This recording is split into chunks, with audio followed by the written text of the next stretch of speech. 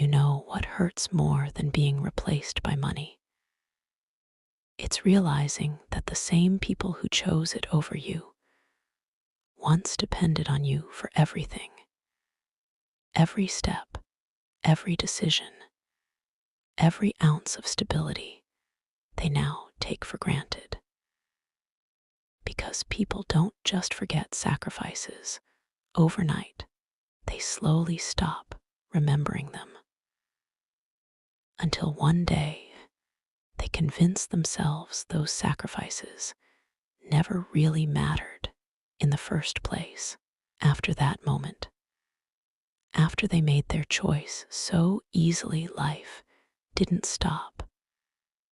It just changed, quietly, in ways that were hard to explain, but impossible to ignore. Because when something inside you breaks, the world doesn't suddenly look different, but it feels different. Every word, every silence, every glance carries a weight it didn't have before. I didn't argue with them. That's what surprised them the most. No raised voice, no emotional reaction, no attempt to change their decision. Because deep down, I already knew something they didn't. You can't force someone to choose you, and if you try, you only make it easier for them to walk away. So I stayed quiet, not because I was weak, but because I was thinking. Because when people reveal who they really are, the smartest thing you can do is pay attention. And I did. I paid attention to everything. The way they spoke, now lighter, less careful, like a decision had been finalized, and there was no need to pretend anymore. The way they avoided certain conversations, not out of guilt, but out of comfort. The way my presence slowly became optional. And that's when the truth became impossible to ignore. They hadn't just chosen money. They had chosen a life where I wasn't necessary anymore. But here's what they didn't understand. That life, it didn't build itself. I remember the years they no longer talked about. The ones that didn't look impressive from the outside, but carried everything inside them. The years where nothing came easy, where every decision mattered, where every mistake had consequences we couldn't afford. I remember nights where I stayed awake longer than I should have, not because I wanted to, but because I had to figure out how to make things work, how to stretch what we had into something that would last just a little longer. I remember mornings where I got up already tired, already knowing the day ahead would take more than I had left. But I still did it because there was no other option. Because when you're responsible for someone else's future, you don't stop, you don't slow down, you don't think about what's fair. You just keep going. And slowly, piece by piece, something started to form. Not overnight, not easily, but steadily. A home, not just walls and furniture, but stability. A place where they didn't have to worry about things I used to worry about every single day. Opportunities, education, choices, the kind of things that feel normal when you've never had to live without them.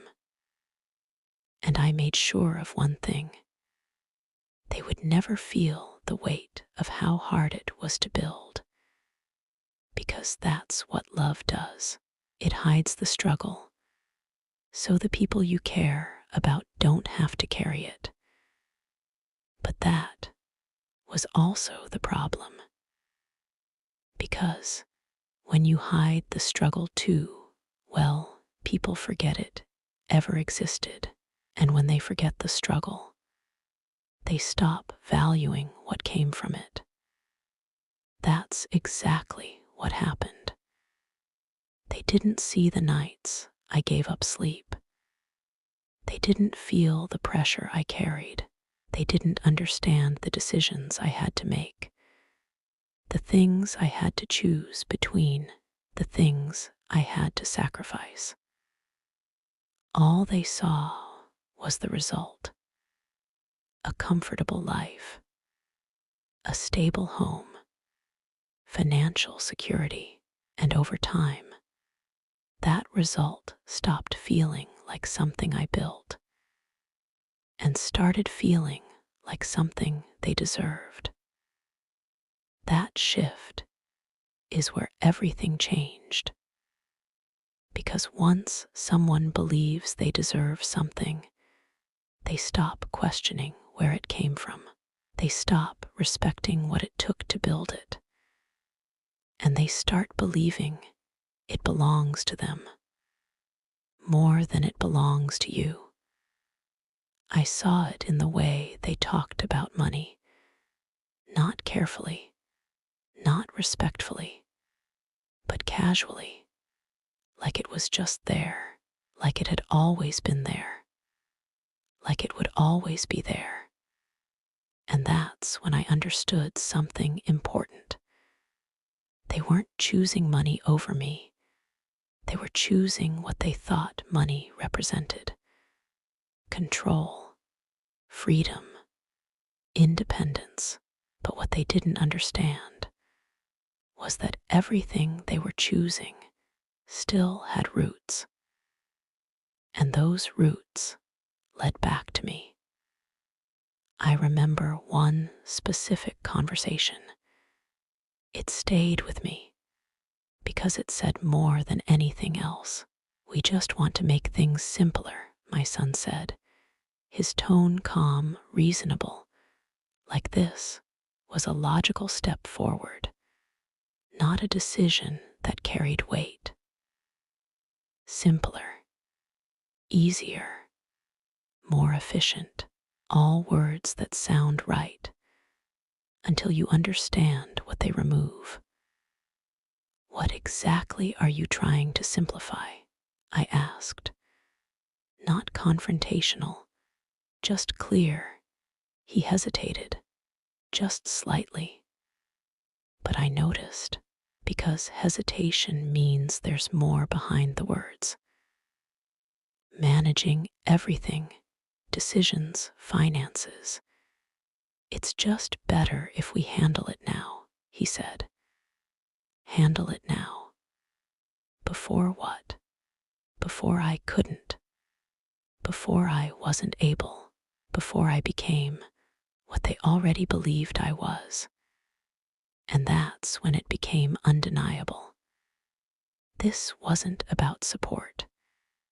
This was about transition, about moving control from me to them. Slowly, carefully, so it didn't feel like it was being taken. It felt like it was being given.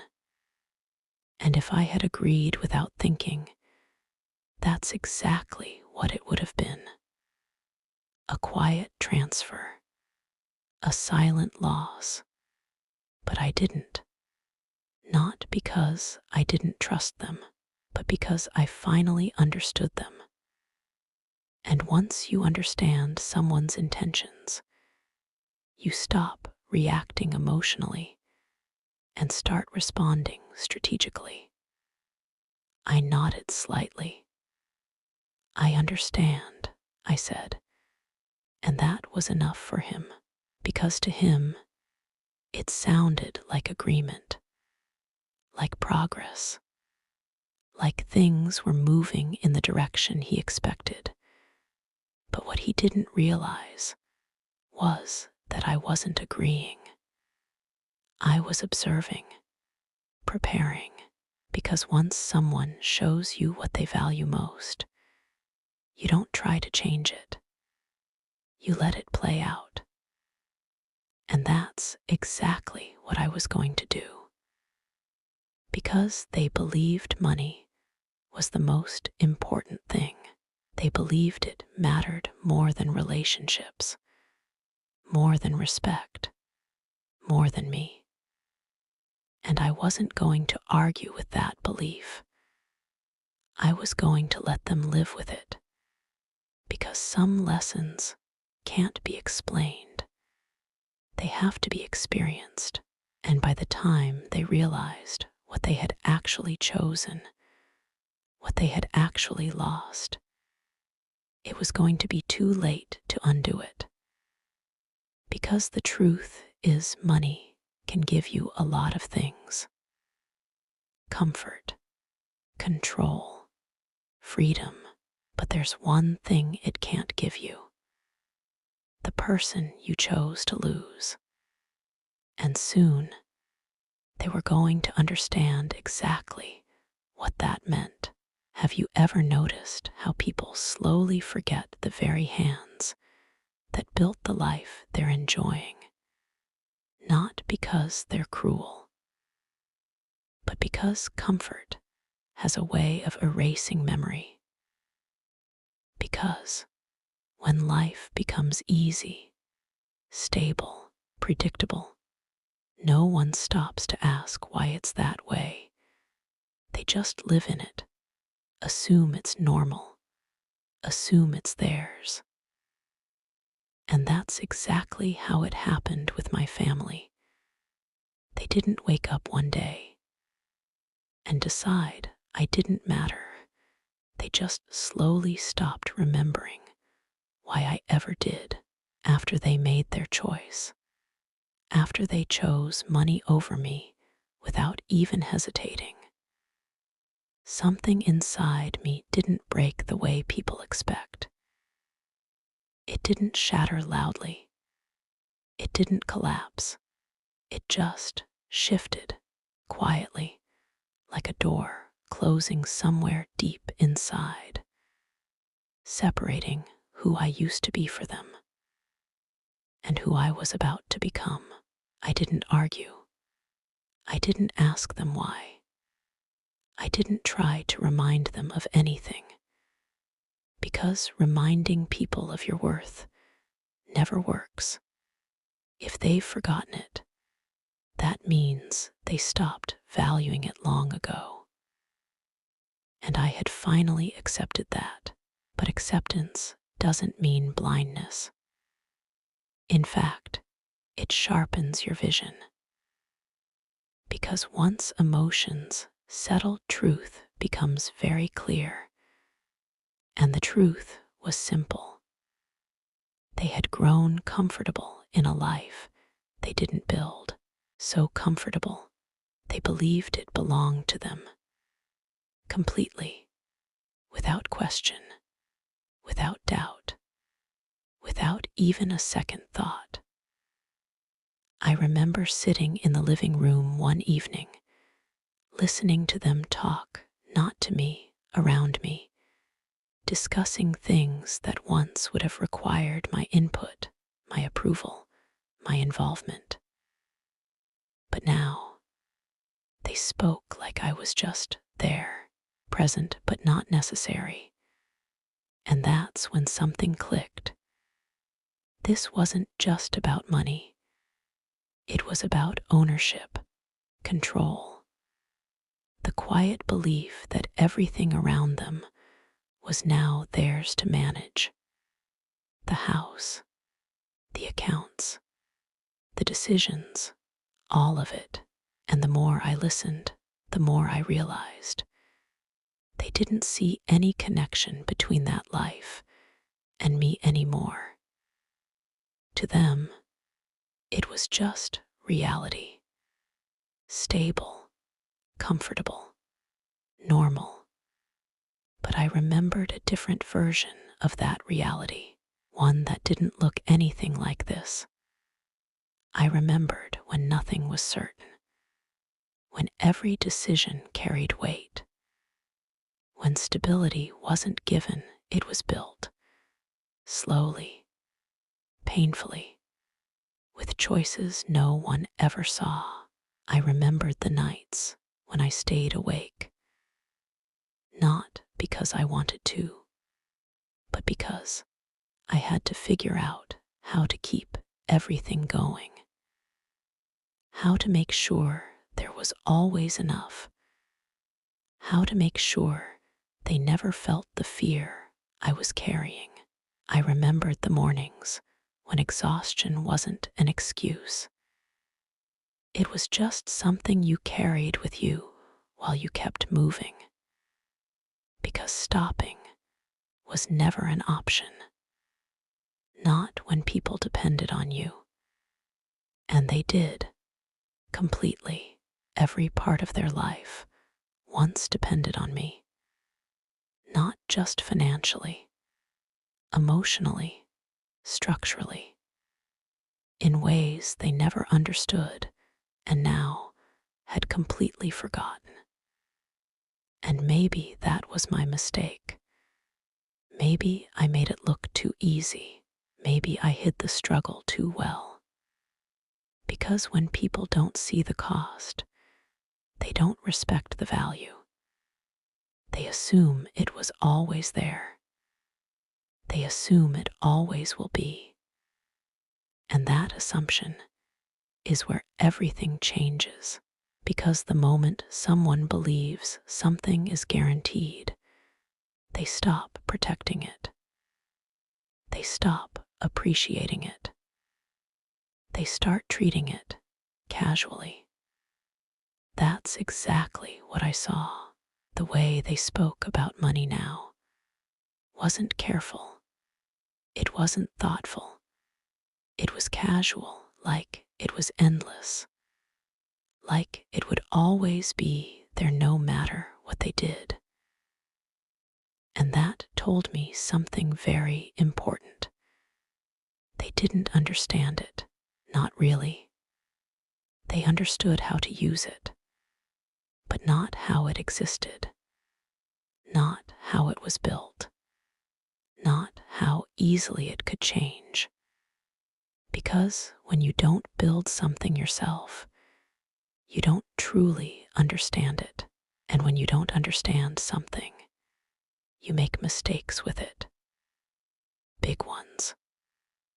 I remember my son coming to me one afternoon, sitting across from me with that same calm, reasonable tone he had been using lately, the one that sounds like concern, but carries something else underneath.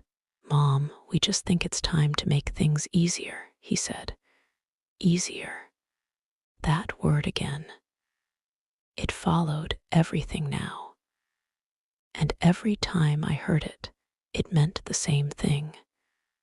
Less involvement, less control, less me. "What exactly are you trying to make easier?" I asked. Not sharply, not emotionally, just clearly. Because clarity makes people reveal more than they intend to. He hesitated, just for a moment, but I saw it. Because hesitation always means there's something behind the words. Managing everything, decisions, finances. "It's just better if we handle it moving forward," he said. There it was. Not hidden anymore. Not softened. Direct. Final. And in that moment, I understood everything completely. This wasn't about helping me. This wasn't about reducing stress. This was about transition. Control moving from me to them. And they believed I wouldn't notice, or worse, that I wouldn't understand. I nodded slowly, not agreeing, not disagreeing, just acknowledging. Because sometimes the smartest move is not reacting at all. And that's exactly what I did. I see, I said calmly, and that was enough for him. Because to him, it sounded like acceptance, like I was finally stepping aside, like everything was going according to plan. But what he didn't realize was that I wasn't stepping aside. I was stepping back. There's a difference, a very important one, because stepping aside means giving up control. Stepping back means preparing. And that's exactly what I was doing. Because now I understood their mindset completely. They believed money was the most important thing. They believed it gave them power, freedom, control. And in a way, they were right. But they missed something critical. Money doesn't exist on its own. It comes from somewhere. It's connected to something. And in their case, it was connected to me. Everything they had, every comfort, every opportunity, every piece of stability they were now relying on came from what I had built, what I had protected, what I still understood better than they ever could. And the moment they forgot that was the moment they became vulnerable, not to me, to their own assumptions. Because assumptions are where people make their biggest mistakes. I didn't correct them. I didn't warn them. I didn't explain anything. Because some lessons don't come from words. They come from consequences. And I had already decided I wasn't going to stop them. I wasn't going to argue. I wasn't going to fight for something they had already chosen to undervalue. I was going to let them believe they were right, completely, fully, without doubt. Because belief is strongest right before it breaks. And when it does, that's when people finally see the truth, not the version they created, not the one that felt comfortable, but the real one. And by the time they saw it, by the time they understood what they had actually chosen, it was going to be too late to go back, because they didn't just choose money over me. They chose a version of life where I didn't matter anymore. And the truth is, that kind of choice always comes with a cost. They just didn't know it yet. But soon they would. And when they did, they were going to realize something they never expected. Money can replace many things, but it can never replace the person you chose to lose. Have you ever realized that the most powerful move you can make is doing nothing at all, not reacting, not arguing, not trying to prove your worth, just stepping back and letting people believe they've won? Because when someone is completely convinced they're right, they stop questioning themselves. They stop looking for mistakes. And that's exactly when they make the biggest ones, because that's what I decided to do. I didn't fight them. I didn't try to change their minds. I simply let them finish what they had already started. And that's where everything truly began. After that conversation, something shifted in the way I moved through the house, not physically, but internally. I stopped acting like someone who needed to hold onto her place and started acting like someone who had already stepped away from it, and that confused them. At first, they didn't understand it because they were expecting resistance, questions, emotion, something that would confirm they still needed to manage the situation carefully. But I gave them none of that. I was calm, agreeable, quiet in a way that felt final, and that made everything easier for them. Too easy. Because once people feel like there's no opposition, they relax. They move faster. They stop being careful.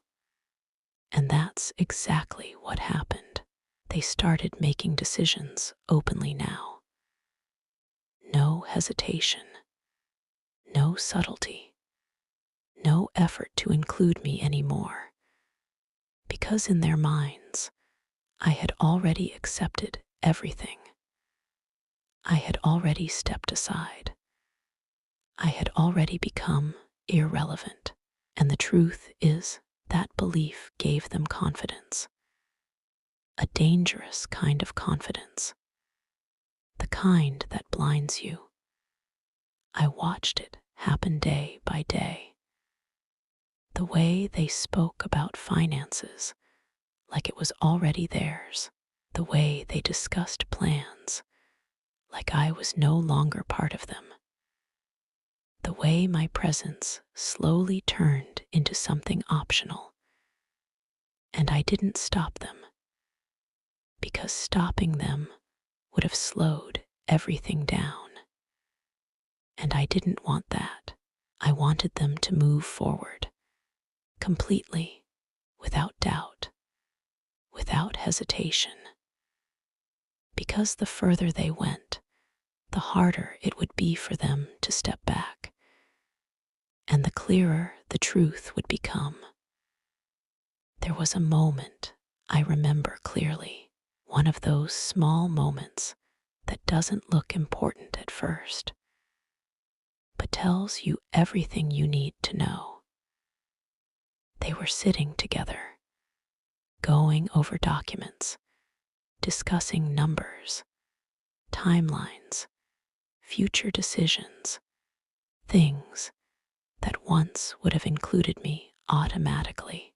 And for the first time, they didn't even glance in my direction. Not once. Not out of disrespect, but out of certainty. Because to them, I was no longer part of that conversation. And instead of feeling hurt, I felt something else, confirmation. Because now I knew, without any doubt, they had fully committed to their choice. They had chosen money, control, convenience, over me. And once someone makes that kind of choice, you don't interrupt it. You let it unfold completely. That's when I made my decision. Not loudly, not dramatically, just quietly. The kind of decision that doesn't need to be announced, because it will reveal itself when the time is right. I stopped offering, stopped suggesting, stopped being available in the ways I always had been. Not out of anger, but out of clarity. Because if someone believes they don't need you, the only way for them to understand your value is to remove it completely. And I did, slowly, naturally, without making it obvious, without forcing anything. Because forced absence feels like punishment, but natural absence feels like reality. At first, they didn't notice. Of course they didn't, because they were focused on something else, something they believed mattered more. But over time, small things started to shift. Subtle, barely noticeable, but real. Things didn't run as smoothly. Decisions took longer. Situations became more complicated, not because something was wrong, but because something was missing. And they didn't know what. Yet, that's the thing about value. You don't always recognize it when it's present, but you always feel it when it's gone. I saw it in the way they started checking things twice, the way conversations became slightly more tense, the way confidence slowly turned into effort, but they still didn't connect it because they weren't looking in that direction. They were still focused on what they thought they had gained, not what they were beginning to lose. And I let them stay there because realization doesn't happen instantly. It builds piece by piece, moment by moment, until one day it becomes impossible to ignore. There was another moment, a quiet one, but important. My son came to me again, not with the same confidence as before, but still holding onto the belief that everything was under control. Everything is almost set, he said, his tone calm, but not as certain as it used to be. I nodded, said nothing, because there was nothing left to say. He waited for a reaction, some acknowledgement, some approval, something, but I gave him none, just silence. And that silence said more than any words could, because for the first time, he wasn't sure what I was thinking. And that uncertainty was new for both of them. But they ignored it because people don't like questioning something they believe is already decided. They push forward, convince themselves everything is fine, even when it isn't. And that's exactly what they did. They moved faster, finalized more things, closed more decisions, believing they were reaching the end of something. But they weren't. They were walking into it. Because while they thought this was the final step for me, it was just the beginning. Because I hadn't lost anything. I had just stepped back. And stepping back gives you something people in control don't have: perspective, clarity, time, and I used all of it because I wasn't trying to stop them. I was letting them choose, fully, without interference, without doubt, because once a choice is complete, so are its consequences. And that's when people finally understand, not what they gained, but what it cost them. And by the time that understanding arrives, there's usually only one thing left to do: live with it. And that's exactly what I was going to let them do. Because they thought they had chosen money. But what they didn't realize was that they had also chosen a life without me in it. And the moment that truth fully reached them was going to change everything. They just didn't know when. But I did, and I was ready for it. Have you ever watched something unravel? Not because anyone pulled it apart, not because there was a fight or a sudden collapse, but because one quiet absence changed the balance of everything. And slowly, almost invisibly, what once felt easy starts feeling heavy. What once felt certain starts feeling unclear. And what once felt like control begins to slip. Because that's how consequences really begin, not with noise, but with silence. And by the time people notice, they're already inside it. They didn't realize it at first. Of course they didn't, because when people think they've made the right decision, they look for confirmation, not contradiction. And in the beginning, everything still looked fine.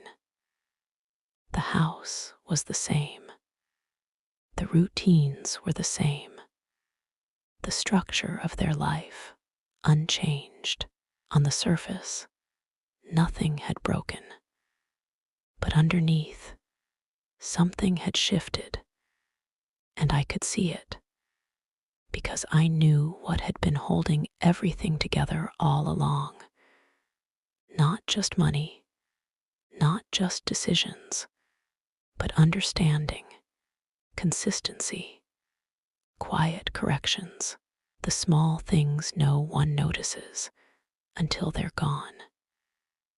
And I had removed myself from all of it, not suddenly, not dramatically, just completely. At first, it showed up in little ways, small delays, minor misunderstandings. Things that used to resolve themselves quickly now took longer. Not because they couldn't fix them, but because they didn't fully understand them. And that's the difference. Understanding doesn't come from having something, it comes from building it. And they had never built it. They had only lived in it. I remember the first time I saw the shift clearly. They were sitting together again, going over numbers, discussing something that once would have taken minutes to decide. And now it stretched, longer, more complicated, less certain. "What about this?" my daughter-in-law asked, pointing at something on the paper, her voice slightly tighter than usual. "I thought that was already handled," my son replied, his tone not as calm as it used to be. A pause, then another. And in that pause I saw it. Uncertainty, not loud, not obvious, but real. They didn't say it, but they felt it. Because something wasn't as simple as they expected. Something didn't fit the way it should have, and for the first time, they didn't know why. I said nothing. Of course I didn't, because this wasn't the moment to explain. It was the moment for them to feel it, because feeling something is very different from being told.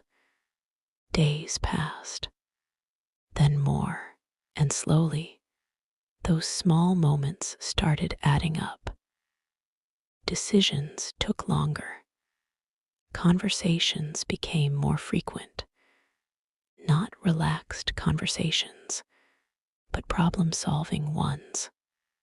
Focused, tense, careful. Because now things required effort, and effort reveals what people don't fully understand. I noticed the way my son started double-checking things, the way he paused before speaking, as if thinking through possibilities he hadn't considered before, the way confidence slowly turned into caution. And my daughter-in-law, she changed too, not dramatically, but subtly. The way she spoke, less certain. The way she carried herself, more aware. Because deep down, something didn't feel right anymore. But they still didn't connect it. Not yet. Because people don't immediately look at what they've removed. They look at what's in front of them. And what was in front of them still looked like control, still looked like success, still looked like they had made the right choice. But the cracks, they were there, growing quietly. And then came the moment, the one where everything shifted from small to undeniable. It happened during a conversation I wasn't even part of. At least, not directly. But I heard it. And that was enough. This shouldn't be this complicated, my son said, his voice sharper now, frustration slipping through. It wasn't before. That line, it stayed, because it carried something important. A comparison. A recognition. Not complete understanding, but the beginning of it. And that's when I knew they were getting closer. Closer to seeing what had changed. Closer to asking the right question. Not what is wrong, but what is missing. And that question changes everything, because once people start looking for what's missing, they eventually find it. I didn't rush that moment. I didn't push it, because realization has to come naturally. Otherwise, it doesn't stay. And I wanted this to stay. I wanted them to understand completely. Not just intellectually, but emotionally. Because that's the only way it matters. There was another moment, smaller, but just as important. My son came to me again, not with confidence this time, not with certainty, but with something else, hesitation. Things have been a bit more complicated lately, he said, sitting down across from me, his tone careful, measured, like he wasn't sure how much to say. I looked at him, calm, still, waiting, because sometimes silence invites honesty. I don't know why, he added. And there it was, the first crack, not in the situation, in his understanding of it. I didn't answer immediately, because answering too soon would have ended the process.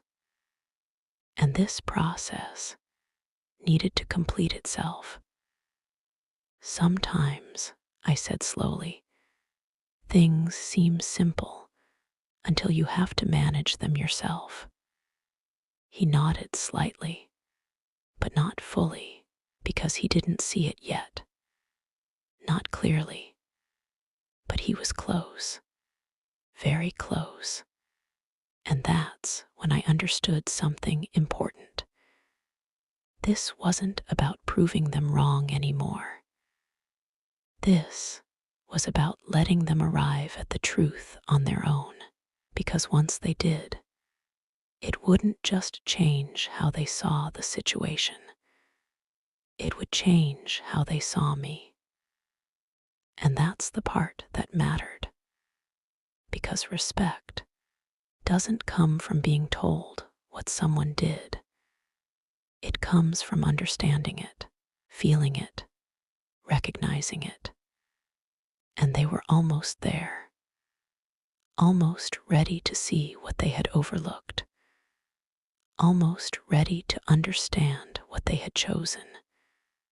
Because they thought they had chosen money, but now they were starting to realize money wasn't solving everything. It wasn't replacing what they thought it would. It wasn't enough. And that realization was only going to grow stronger, clearer, until it reached a point where it couldn't be ignored anymore. Because once someone sees the truth, even partially, they can't go back to the way they thought before. And soon, they were going to see it completely. Not just what they gained, but what they lost. And when that moment finally arrived, there would be only one thing left for them to face: the full weight of the choice they made. Because some decisions don't feel heavy at first. They feel easy, right, logical. But the weight comes later, when reality catches up. And that's exactly what was beginning to happen. They just didn't know yet how much it was going to change everything. Have you ever seen someone realize, not in a single dramatic moment, not with loud regret or desperate words, but slowly, quietly, that they made the wrong choice? And the hardest part isn't fixing it, it's knowing they can't.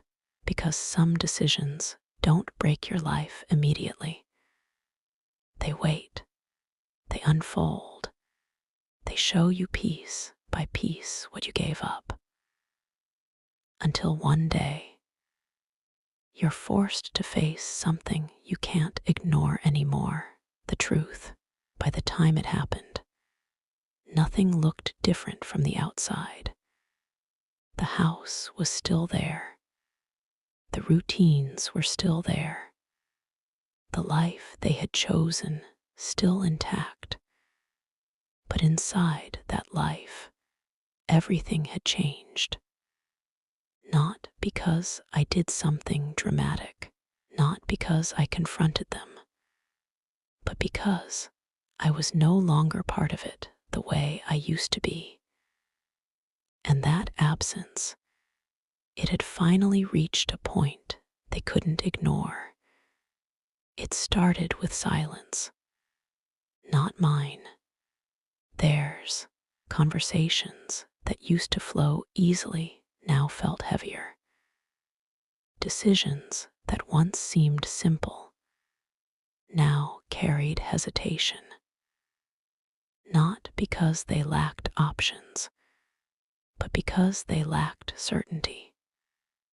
And certainty was something they had always taken from me without realizing it. I remember the exact moment it all came together for them. We were sitting at the table again. The same table where everything had started. The same place where they had once spoken around me, not to me. But this time it was different. This time they were looking at me, not casually, not out of obligation, but with intention, real intention. "We need to talk," my son said. And for the first time in a long time, there was no confidence in his voice, only honesty.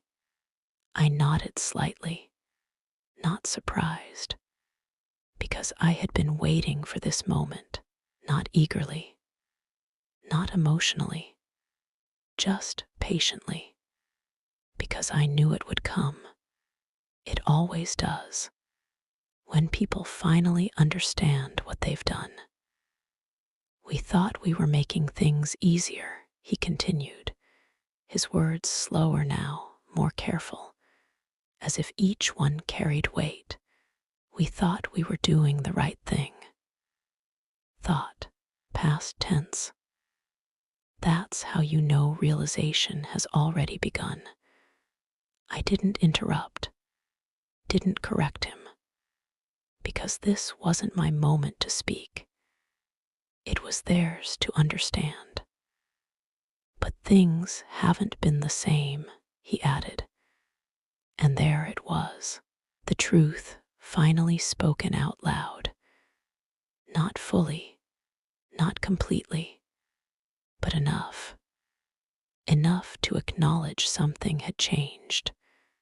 Something important.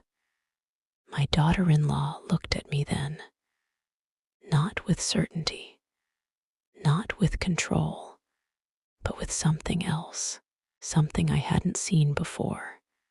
Recognition. Not of who I was, but of what I had been. We didn't realize, she started, but stopped.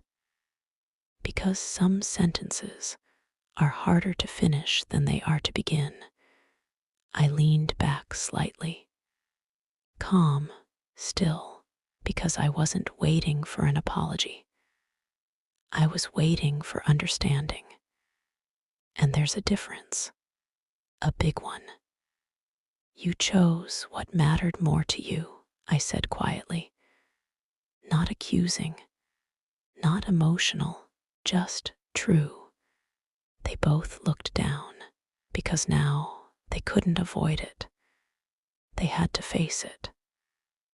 That's not what we meant, my son said quickly.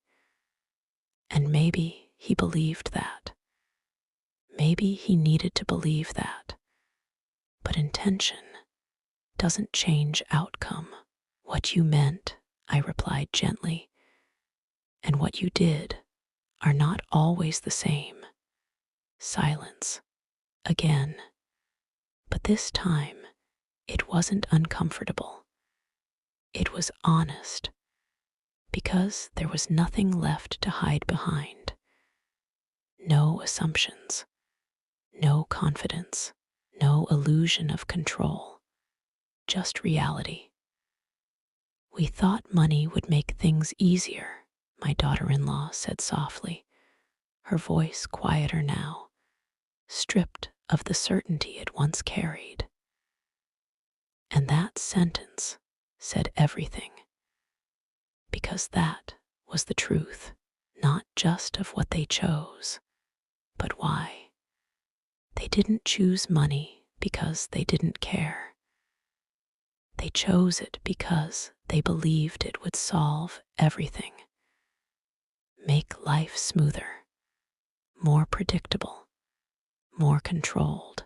But what they didn't understand was that money doesn't replace people. It doesn't replace experience. It doesn't replace the quiet stability someone brings into your life without you even noticing it. And now, they were feeling that absence completely. I didn't stop you, I said calmly.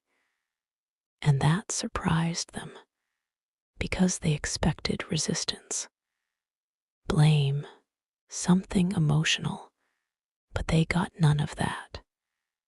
You made your choice, I continued, and I respected it. A pause, but choices don't just give you something. I looked at them directly. They also take something away. That's when it fully landed, not just intellectually, but emotionally, because now they could feel it. The cost, not in numbers, not in finances, but in something deeper, something they couldn't measure.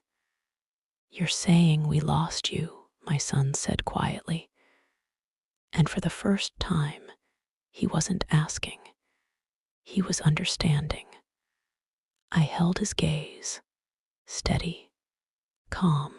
You changed your place in my life, I said. because that was the truth. I hadn't disappeared. I hadn't left. But something had changed, and it couldn't go back to what it was before.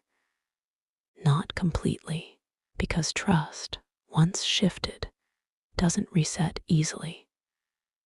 "We can fix this," he said quickly, leaning forward, his voice carrying something new now, urgency, something he hadn't felt before.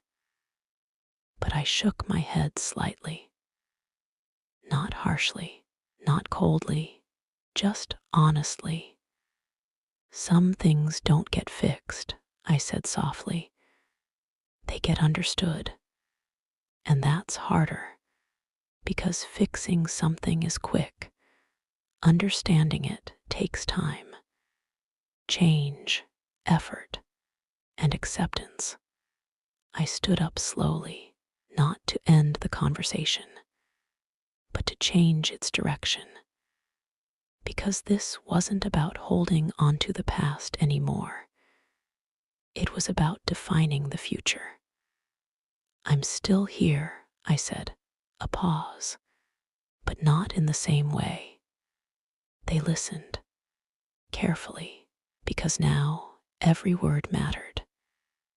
"You can be part of my life," I continued, "but not if I'm just part of yours when it's convenient." That line stayed, because it wasn't emotional. It was clear, and clarity is what creates boundaries. "I won't fight for a place in my own family," I added quietly. "That's something you either give or you don't." No one spoke, because there was nothing left to argue, only something left to accept, and acceptance is where real change begins. In the days that followed, things didn't magically go back to normal. There was no sudden transformation, no perfect resolution, just awareness, carefulness, small efforts, real ones. My son started asking again, not assuming, not deciding, asking. My daughter-in-law listened more, spoke less, not out of fear, but out of understanding. And me, I didn't take control back aggressively. I didn't need to, because control was never about forcing anything. It was about knowing where you stand. And I knew exactly where I stood now. Not as a burden, not as someone to be replaced, but as someone who had been underestimated and finally understood. Because in the end, this was never about money. It was about value. And the truth is, the moment you choose something over someone, you don't just gain what you chose, you lose what you didn't. And sometimes that loss is something you can never fully get back, because some choices don't come with a second chance. They come with a lesson, and you live with it for the rest of your life.